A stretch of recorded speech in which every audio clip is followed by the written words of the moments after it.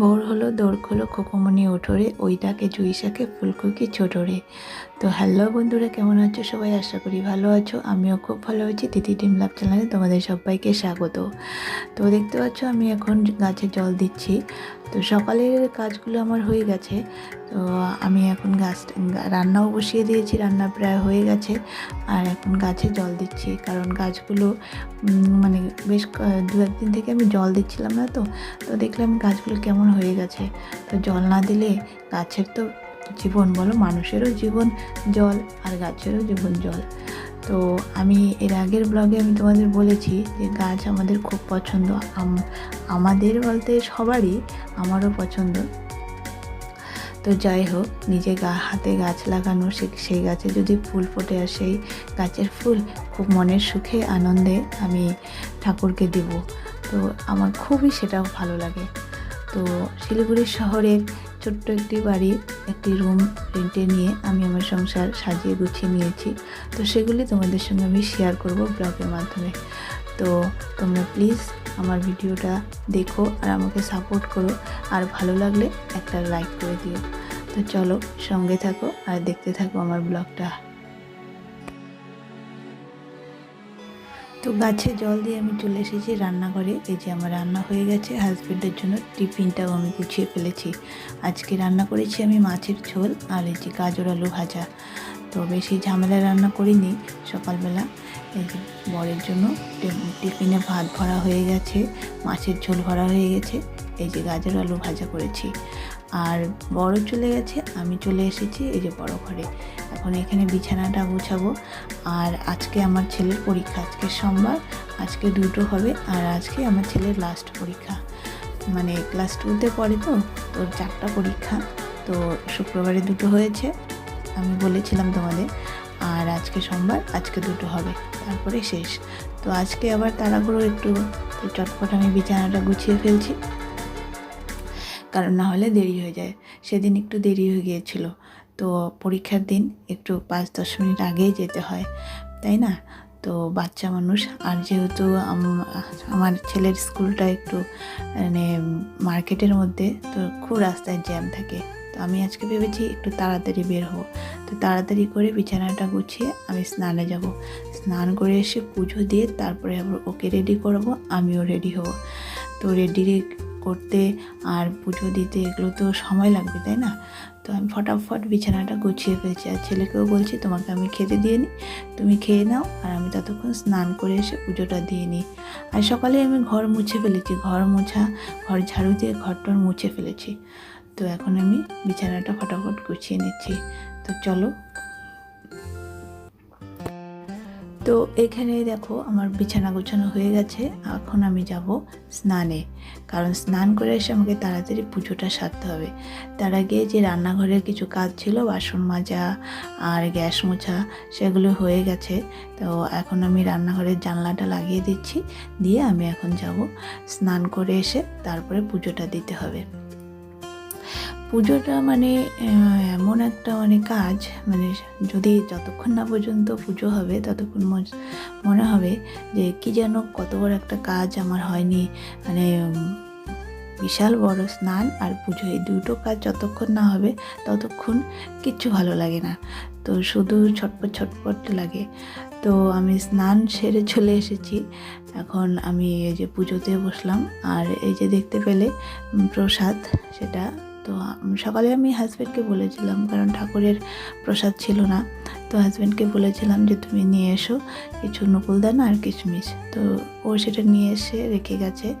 তো আমি সেগুলো এখন গুছিয়ে রেখে তারপরে এই যে ঠাকুরের সামনেটা মুছে বাসি ফুলগুলো ফেলে দিয়ে তারপরে এখন যাব ঠাকুরের বাসনগুলো ধুয়ে আনতে। তো প্রত্যেক দিন আমি ঠাকুরের বাসনগুলো ভালো করে মেজে পরিষ্কার করে ধুয়ে আনি। তো সেগুলো যেহেতু আমার ঘরের থেকে কলপাটটা অনেকটা দূরে, তো তোমাদের সঙ্গে সেটা শেয়ার করতে পারি না। তো মোবাইলটাও সেখানে নিয়ে গিয়ে রেখে যে আমি বাসনগুলো মাজবো সেরকম সুবিধা নেই। তো তাই আমি সেটা তোমাদের সামনে তুলে ধরতে পারি না। তো যাই হোক, আমি এখন বাসনগুলো নিয়ে যাব কলপারে, মেজে তারপরে নিয়ে এসে পুজো দেব। তো এভাবেই চলে আমার দৈনন্দিন জীবনযাপন। তো একটু তোমরা দেখো আর আমার সঙ্গে থাকো। তো চলো বাসনটা মেজে নিয়ে আসি। ওম ত্র্যম্বকম যজামহে সুগন্ধি পুষ্টিবর্ধনম উর্বারুকৈব বন্ধনম মৃত্যুর্মুক্ষমামৃতম। এটা হচ্ছে ভগবান শিব ঠাকুরের স্নান মন্ত্র। তো শিবকে যখন স্নান করাই তো আমি এই মন্ত্রটা জপ করতে করতে স্নান করাই। তো এই যে দেখতে পাচ্ছ আমি এখন বাবা ভোলানাথকে স্নান করাচ্ছি। তো বাবা ভোলানাথকে স্নান করিয়ে তারপর আমি প্রসাদ দেব, প্রসাদ চড়াবো, তারপরে আমার পুজোটা কমপ্লিট হবে। তো প্রত্যেক সোমবারে আমি এভাবেই পুজো দিই। তো পুজো দিয়ে তারপরে আমার বাকি কাজগুলো শুরু করি, কারণ সোমবারটা আমার কাছে খুবই স্পেশাল, কারণ সেটা বাবা ভোলানাথের জন্মদিন আর আমারও জন্মদিন আর আমারও সোমবার জন্মবার, তো একই দিন। তো যাই হোক, আমার জন্মবার বলে সেটাই আমার কাছে অতটা ইম্পর্টেন্ট নয়, কারণ এটা বাবা ভোলানাথের জন্মদিন, তাই আমার কাছে খুবই ইম্পর্টেন্ট একটা দিন। তো আমি এখন পুজোটা দিচ্ছি, তারপরে আবার ছেলেকে রেডি করতে হবে, আমাকেও রেডি হতে হবে, যেহেতু ছেলের পরীক্ষা। আর টাইমটা তো জানোই তোমরা, 2টো থেকে দুপুরবেলা। তো যাই হোক, এখন প্রায় 12:30 বেজে গেছে। পুজোটা দিয়ে আবার ছেলেকে খেতে ছেলে যদি খেতে চায় তো খাবে, আর আমি এখন পুজো দিয়ে তারপরে খাবো, খেয়ে তারপরে রেডি হব। তো চলো সঙ্গে থাকো।